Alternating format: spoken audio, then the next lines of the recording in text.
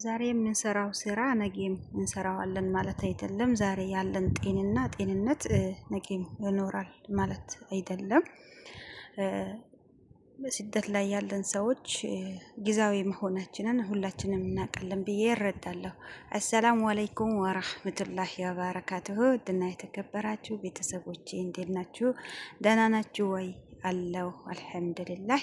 ጠፍቻለሁ፣ በዚህ ሰሞን ጠፋ ብያለሁ ማለት ነው። በስራ ምክንያት ሆነው አለመጣውኝም ማለት ነው። ሀባይብ እንዴት ናችሁ? ደህና ናችሁ ወይ? እኔ ጋር ሁሉ ሰላም ነው ሀባይብ። ዛሬ ለእናንተም ለኔም ይጠቅማል ብዬ ባሰብኩት ነገር መጥቻለሁ ማለት ነው። በተለይ ስደት ላይ ያለን ሰዎች ዛሬ የምንሰራው ስራ ነገም ይኖራል ማለት አይደለም። ጤንነታችንም እንዲሁም ደግሞ ዛሬ እንደሆነው ነገም እንሆነዋለን ማለት አይደለም። ከጊዜ በኋላ ሁሉም ነገር የሚያልቅ ነገር ስለሆነ ማለት ነው።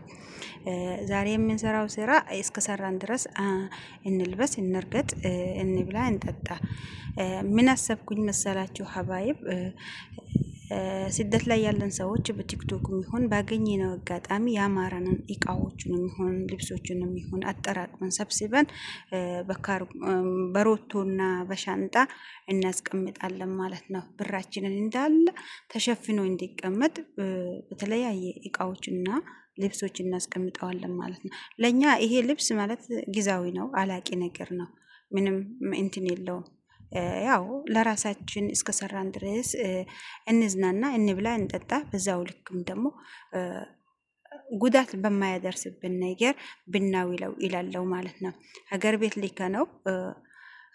ሊከ ነው። እዚህ የምንሰበስበውን እዚህ ስንሰበስበው የሚቀመጥበት ቦታ ይፈልጋል። ተከራይተን ሊሆን ይችላል። ኢጃዛ ቤት ይዘነለት ሊሆን ይችላል።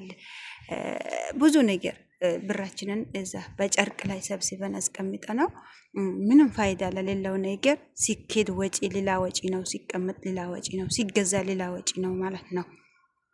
ምክንያቱም ለኔም አይሆንም ብዬ ያሰብኩትን ነገር ለእናንተም ይሆናል ብዬ ስላሰብኩላችሁ ነው ሀባይብ ይሄንን በዚህ ሀሳብ የመጣሁት ማለት ነው። ብዙዎቹን ስላየው ነው፣ አጠገቤም ባሉት ሰዎች እያየው ነው ማለት ላይ ለበስ ያው ያለ ነው። እንደሚታወቀው የሰው ቤት ስራ ነው የምንሰራው።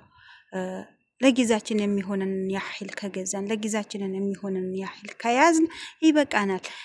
ቦታ ለሚይዝ በሻንጣ ውስጥ ለሚቀመጠው ብራችን ይዞ ከሚቀመጥ ወደ ሀገር ቤት ሊከነው ለሆነ ነገር ለሚረዳንን ነገር ወይንም በጊዜ ተበልቶ ተዘርቶ ታርሶ የሚመለስ መሬት ራሱ ብንከራይ ይጠቅመናል ብዬ ለሆነ ነገር ይረዳናል ብዬ ስላሰብኩኝ ነው ማለት ነው።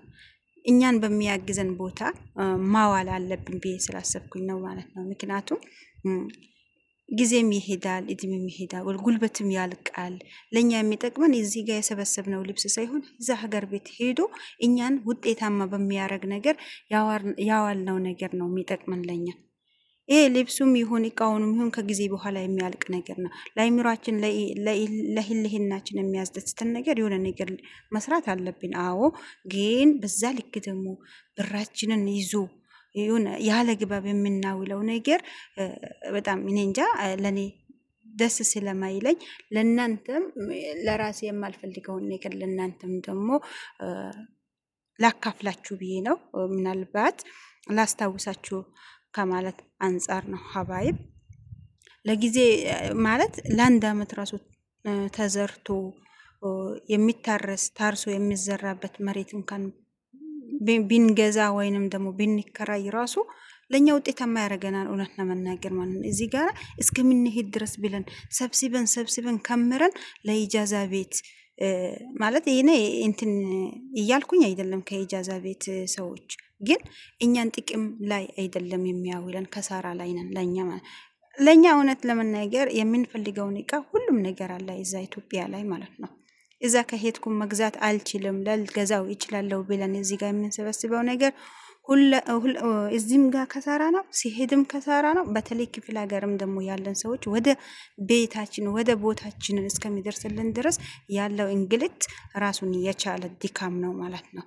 እና ከእንደዚህ አይነት ነገር ብራችንን ያለ ቦታ ከምናውለው ከፈለግን ታማኝ ሰው አለኝ ብለን ካሰብን ደግሞ ኢትዮጵያ ሊከን የምንፈልገውን እቃ እዛ በዛ ማስገባት እንችላለን ማለት ነው። ካልሆነም ደግሞ ብር በእጃችን ካለ ደግሞ እዛም ሄደን ራሳችንን ማማላት እንችላለን ማለት ነው። እኛን እዚህ ጋር ሰብሲቦ ማለት ሁለተኛ ጊዜ መግዛትም ራሱን የቻለ ወጪ ነው። ሲቀመጥም ራሱን የቻለ ወጪ ነው። ሲሄድም ራሱን የቻለ ወጪ ነው። ከዚህ ወደ አዲስ አበባ ራሱ እስከሚደርስበት የራሱን የቻለ እንትን አለው። ከዛም በኋላ ደግሞ ያለውን እስከምንፈልገው ቦታ እስከሚደርስልን ድረስ ያለው ድካም ራሱን የቻለ ነገር ነው። ሀባይብ ማለት የሚያስደስታችሁን ለራሳችሁን የሚሆናችሁን ያህል አታርጉ ማለት አይደለም፣ ግን በዛ ያህል እኛን በሚጎዳን ያህል በናረግ ጥሩ ነው ብዬ ያስባለሁ ማለት ነው ሀባይብ። ምክንያቱም ይሄ ብር እንደዋዛ የሚገኝ ነገር አይደለም። የሰበሰብነውን ልብስ ራሱ ሁሉንም ለራሳችንም አይደለም፣ ስራም ሆኖ አይገኝልንም ነገ ማለት ነው። ነገ የሚረዳን ነገር አይደለም ይሄ ልብስ፣ በቃ የሚያልቅ ነገር ነው። ግን በዚህ በሰበሰብነውን ለኛ የሚሆነን 3 ሻንጣ ራሱ ስንሄድ 2 ሻንጣ ራሱ ይዘን ካሄድ ይበቃናል። እዛ መግዛት እንችላለን። እዚህ ጋር ግዴታ አይደለም። እና ስራችንን በአግባብ ሰርተነው የሰራነውን ውጤቱን ደግሞ በአይናችን ማየት የምንፈልግ ከሆነ እዚህ እቃና ጨርቅ በመሰብሰብ አይደለም። ለዚህ ለምንከራየው ሌላ ወጪ ከምንገዛው በላይ ደግሞ የሚቀመጥበትን በየወር የምናስቆጥረውን ነገር ራሱን የቻለ ወጪ ነው። እና የሰራነው እስከሆነ ድረስ ዛሬ ያለንን ወጣትነታችንን ለጨርቅ ብቻ ከሆነ ከባድ ነው። ምክንያቱም ስላየው ነው እዚህ ጋር ማለት ነው። ሰብስበን ከምረነው የከመርነው ያማረንን ሁሉ ሰብስበነው የከመርነው ያህል ነው ብር የሚጠይቀን ማለት ነው። ምክንያቱም እስከሰራን ድረስ እዛ ሄደን ደግሞ ስራ ሆኖ አይገኝልንም ይሄ ልብስ ማለት ነው። እና በጥሩ ነገር ብናውለው ብዬ ይላለው ማለት ነው። ለኔም ለናንተም ይጠቅማል ብዬ ስላሰብኩኝ ነው። ሀባይብ አበረታቱኝ እላችኋለሁ።